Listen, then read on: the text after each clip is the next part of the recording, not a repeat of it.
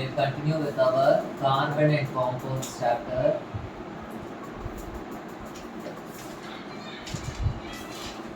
In the previous class, we stopped with naming of the carbon compounds. Okay, so what was the last naming we studied? We studied the naming of 3-methyl hexane. Okay, so I hope you know how to name if the compound is having single bond, double bond, triple bond, branches. Okay, so with that naming we are completing. The next thing which we are going to study is allotropes. Allotropes of carbon. Allotropes of carbon. So first I will tell what is the definition for allotropes, okay, and then I will say, first I will write the definition for allotropes, and the last I will explain what is allotrope, okay. So what is allotrope, or what do you mean by allotropy? Allotropy means one substance will exist in different forms, okay. The substances made up of same element but having different structure and properties. Different structure and properties. So allotropes of carbon. So let this definition be there. I will explain. First, allotropes of carbon. There are 3 allotropes of carbon. There are 3 allotropes of carbon. The first allotrope is called as graphite. The second allotrope is diamond, and the third allotrope is fullerene. Graphite, diamond, fullerene. So see here, this graphite, it is also made up of carbon. Diamond is also made up of carbon. Fullerene is also made up of carbon. Graphite is made up of carbon. Diamond is made up of carbon. Fullerene also, it is made up of carbon. All the 3 are made up of carbon, but they will have different structure and different properties. So if the substances are made up of the same element and if they are having different structure and properties, we will call them as allotropes. Okay, so carbon is showing the property of allotropy. So allotropy means what? All the substances will be made up of the same element, carbon only, but they are having different structure and properties. That is called as allotropy. So first we will study about graphite.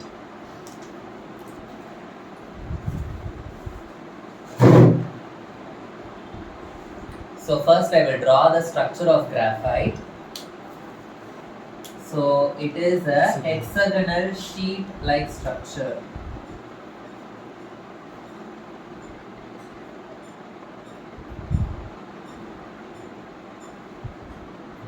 Okay, it will be like a hexagonal sheet-like structure like this.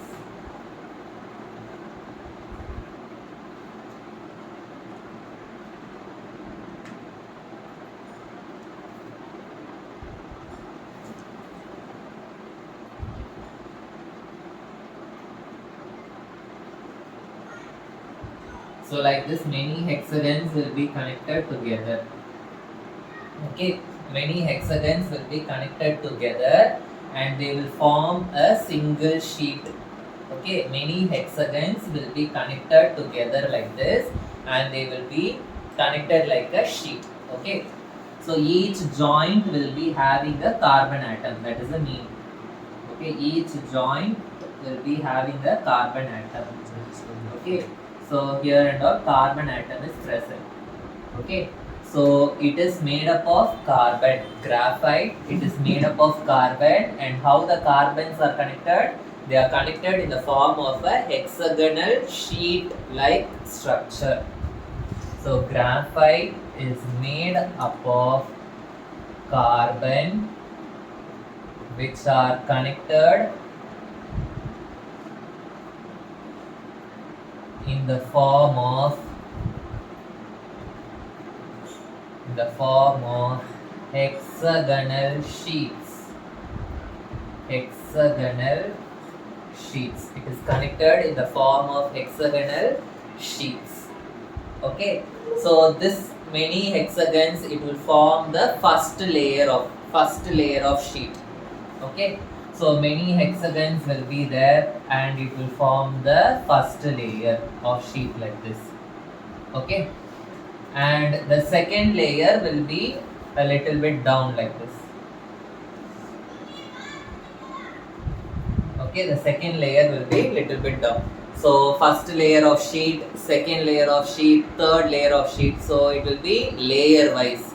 Okay, and each layer will be like a hexagonal sheet. Okay, so in this first layer, many hexagons will be connected in the form of a sheet. And after some gap, another layer will come. These all will be connected in the form of hexagon like a sheet. Then after some gap, the third layer will come. So layer, it will be in the form of hexagonal sheets. And these two layers will be connected, will be attached with the help of a weak force of attraction. Okay, so there will be a weak force of attraction. There will be a weak force of attraction between the hexagonal layers, hexagonal sheet layers. This weak force of attraction is called as van der Waals force. It is called as van der Waals force of attraction. So the weak force of attraction is called as what? Van der Waals force of attraction. Clear? So each graphite, how it is present, what is the structure of the graphite? It is a hexagonal sheet-like structure. Okay, so there will be many sheets like this which are arranged one by one, and the sheets are connected together by weak force called as van der Waals force. Okay, understood? So now if you see in this, if you take one carbon atom, carbon will form how many bonds? 4 bonds. Carbon will form 4 bonds. Now if you see in this graphite, okay, so if you take this carbon, it is attached to how many carbons? 1, 2, 3. It is attached to only 3 carbons. Suppose if you take this carbon, it is attached to 1, 2, 3. Carbon should form how many bonds? 4 bonds. But in graphite, a carbon is attached to only 3 other carbons. So in graphite, each carbon is attached to 3 other carbons. Carbon will have how many electrons in the last shell? 4 electrons, but it is using only 3 electrons to form the bond. Okay, and it is forming bond with only 3 other carbons. So it will have how many electrons extra? 1. Yes. So each carbon is attached to only 3 other carbon. It is forming only 3 bonds. Only 3 bonds it is forming. So it will be having 1 extra electron. Each carbon will be having 1 extra electron. So because of this extra electron, the graphite will be able to carry current. Okay, so that is why we will say graphite is a good conductor of electricity. Okay, so what we can write? Each carbon has 1 extra electron. Each carbon has 1 extra electron which can carry current. Which which can carry current. So we can say graphite is a good conductor of electricity. Graphite is a good conductor of electricity.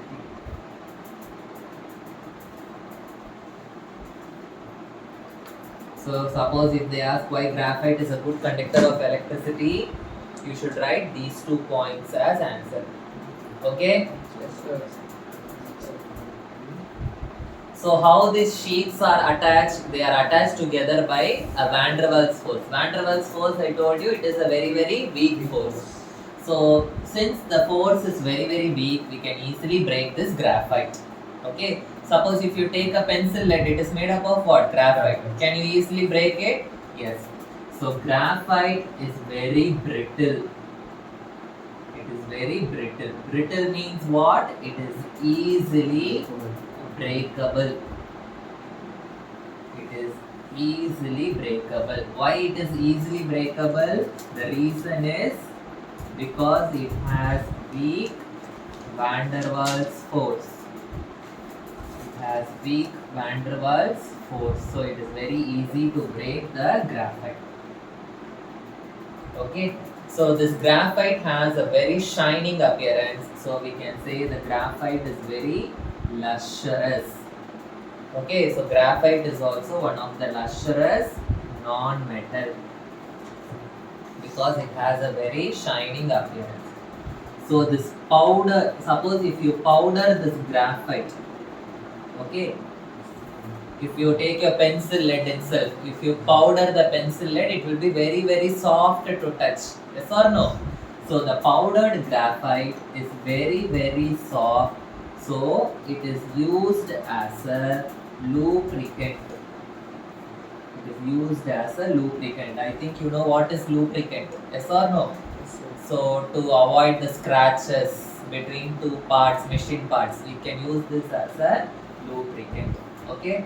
So understood graphite, how the structure of graphite will be, what are the properties of graphite, yes, and what is the use of this graphite.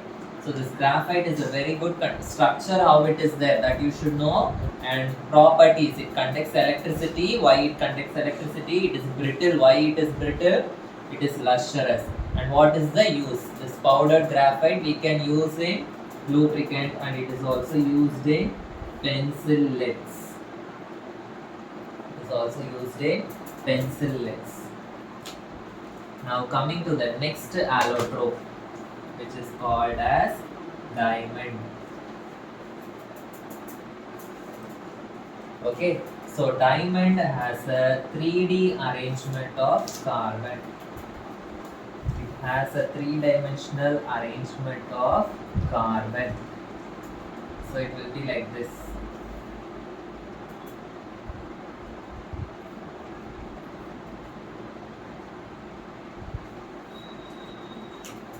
Suppose if you take this carbon, on top it will be attached with one carbon, this side one, front side one, back side one. So like this, on top it will be attached to one, so sideways one carbon, front side one carbon, and back side one carbon. 3-dimensionally you have to imagine.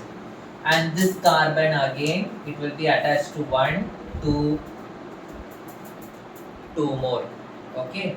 So again this carbon will, each carbon will be attached to 4 other carbons. But in graphite each carbon is attached to 3 other carbons. But in diamond it is a 3D arrangement of carbon, and each carbon is attached to 4 other carbons. So each carbon will form 4 other carbons, means what? It will form how many bonds? It will form 4 bonds. So 4 bonds means, will there be any extra electron? No, it is forming all the 4 bonds, so there is no extra electron. So no extra electron means, will it conduct electricity? No, it will not conduct electricity. Okay, so it is 3-dimension in shape, and each carbon is attached to 4 other carbons, so it is forming 4 bonds. So no extra electron is present. So it is a insulator. Insulator means what? It does not conduct electricity. It does not conduct electricity.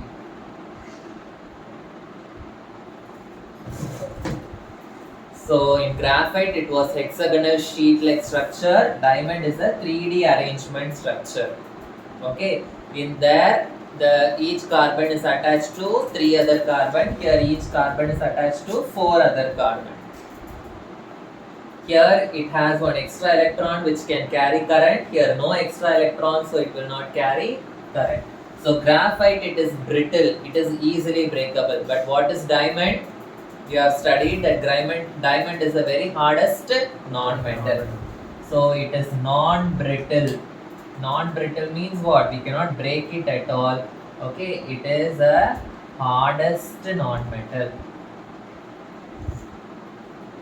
It is the hardest non-metal. Okay, and what are the uses of this diamond? It is used to make jewelry. Okay, it is used to cut glass. It is used to cut glass. Understood?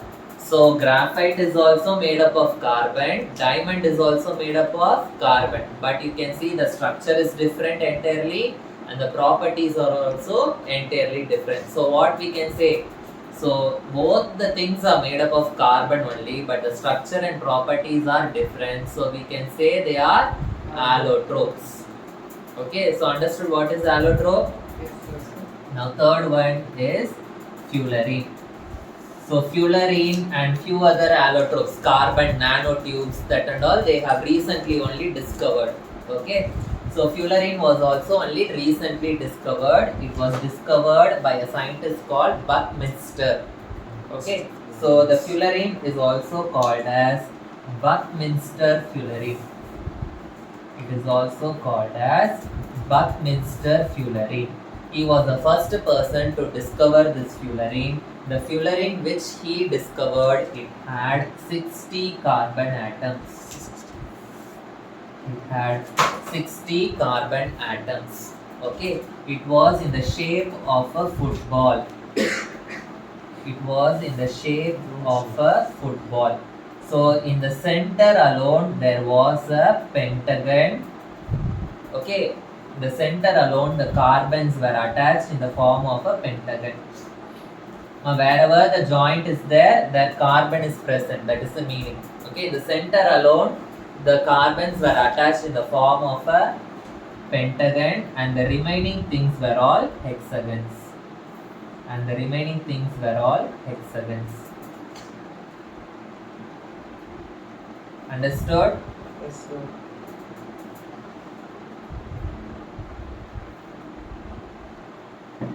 So you can see in your textbook also about this, the fullerene, it will be in the form of a football. Okay, the football shape. So it had 60 carbon atoms in the shape of the football. Okay, so since still now they are studying the properties of this fullerene. Okay, it is not fully over. Okay, and they have found out many more allotropes also, carbon nanotubes like that and all. They have where the carbon is attached in the form of a cylindrical shaped tubes. Okay, so that and all also they have found out. And fullerene also, he found out the fullerene with 60 carbon atoms. The fullerene with 80, 90 carbon atoms are also found out. Okay, still they are studying the properties of this fullerene. Okay, so you just know how many carbon atoms, who found it, and what is the shape. Okay, in the center pentagon shaped carbon was attached, and remaining all was like a hexagon, and it was like a ball. Okay, like a football. Now can you say whether now whether it is conducting electricity or not? It is not given in your textbook, but seeing the structure, can you say whether it is conducting electricity or not? See, this carbon, it is attached to 3 other carbon. This carbon is attached to 3 other carbon. So obviously what? It will be having one extra electron, so it will be conducting electricity. Okay, Understood what is allotrope? Yes, sir. Yes. So the next one which we are going to study is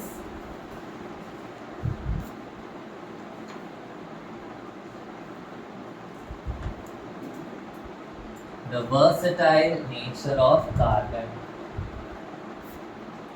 The versatile nature of carbon. So they will ask you what is the versatile nature of carbon, or they can ask you why carbon is considered as a unique element, or they can ask you why carbon forms large number of compounds. Why carbon forms large number of compounds. எப்படி வேணாலும் they can ask the question. Okay, what is the versatile nature of carbon, why carbon is a unique element, or why carbon forms large number of compounds. Anyhow they can ask. Okay, so carbon has versatile nature, or carbon is a unique element, or carbon is forming large number of compounds because of two reasons. Because of two reasons. The first reason is catenation. The second reason is tetravalency. The first reason is catenation. The second reason is tetravalency. So first we will study what is catenation. Catenation means self-linking property of carbon. Self-linking property of carbon. What do you mean by self-linking property? Self-linking property means a carbon can attach with another carbon itself. Self-linking, it can attach with the same element. Carbon can attach with another carbon itself, and it can form a large molecule, large stable molecule, that is called as catenation. So catenation means self-linking property of carbon. That means what? Carbon can form bonds with another carbon,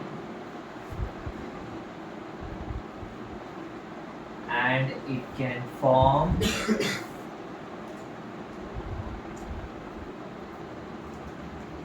large stable molecules. Large stable molecules. Apart from carbon, what are the other elements that will show catenation? Okay, apart from carbon, silicon and sulfur will also show catenation. Silicon and sulfur will also show catenation, but it cannot form large stable molecules. It cannot form large molecules, and even if it forms a large molecule, that will not be stable. Okay, so this will also show catenation, but it does not form large stable molecules. But it does not form large stable molecules. Understood what is catenation? So catenation means the self-linking property of carbon. Self-linking means what? Carbon can attach with another carbon itself, and it can form a large molecule which is also stable. Apart from carbon, silicon and sulfur can also show catenation, but they will not be able to form large stable molecules. Understood what is catenation? So now catenation means, I told you, the carbon atom will link with another carbon atom. So what are the ways the carbon can link with each other? Okay, what are the ways the carbon atoms can link with each other? So there are three ways of linking. There are three ways of linking. The first one is linear linkage. Linear means it will be linked in a straight line. Linear means what? It will be linked in a straight line. All the carbon atoms will be linked in a straight line like this. So such type of linkage is called as linear linkage. Understood? So the next one is branched linkage. The next one is branched linkage. Branched linkage means what? The carbon atoms will be arranged in a straight line, and in that straight line you can see branches also. While naming itself we saw branched compounds. Yes or no?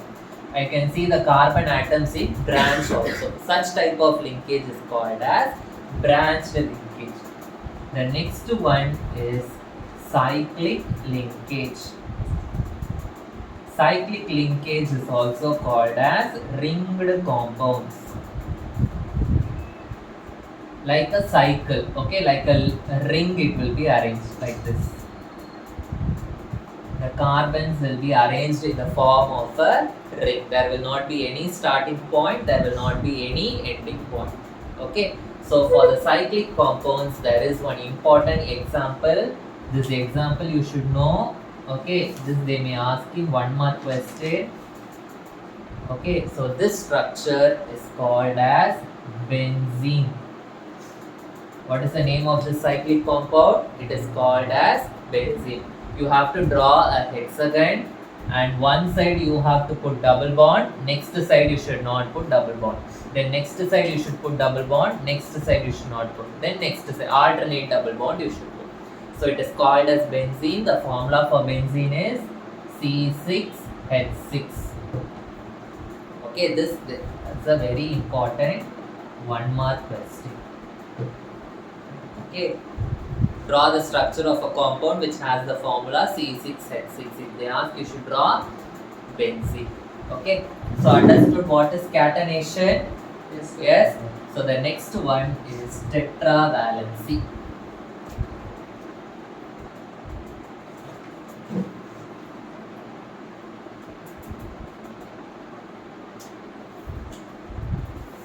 Tetravalency. Tetravalency we have already studied. Tetra means 4, valency is 4. So valency of carbon is 4. Valency of carbon is 4 means what? Carbon has 4 electrons in the last shell. Okay, there are 4 electrons in the last shell. In the last shell. So because it has 4 electrons, it will not be able to lose electrons, or it will not be able to gain electrons. So the carbon will not lose or gain electrons. So it will not lose electrons and it will not gain electrons. So what it will do?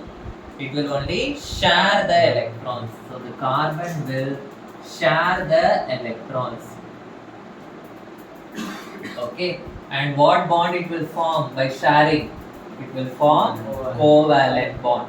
Since carbon is sharing the electrons, we can say it is forming large number of compounds. Understood? Because if it loses or gains, okay, it can lose only to one atom, or it can gain only from 1 or 2 atoms. Yes or no? But sharing now, it can share with any number of atoms. Okay. So because of that, it is forming large number of atoms. Okay. So understood what are the 2 reasons why carbon is forming large number of compounds, or why carbon is called as a versatile element. The 2 reasons are tetravalency and catenation. These are the 2 reasons why carbon is called as a unique element, or why it is forming large number of compounds. So today we studied what is allotropy, what is catenation, what is tetravalency. So the remaining things we will continue in the next class. Okay, thank you.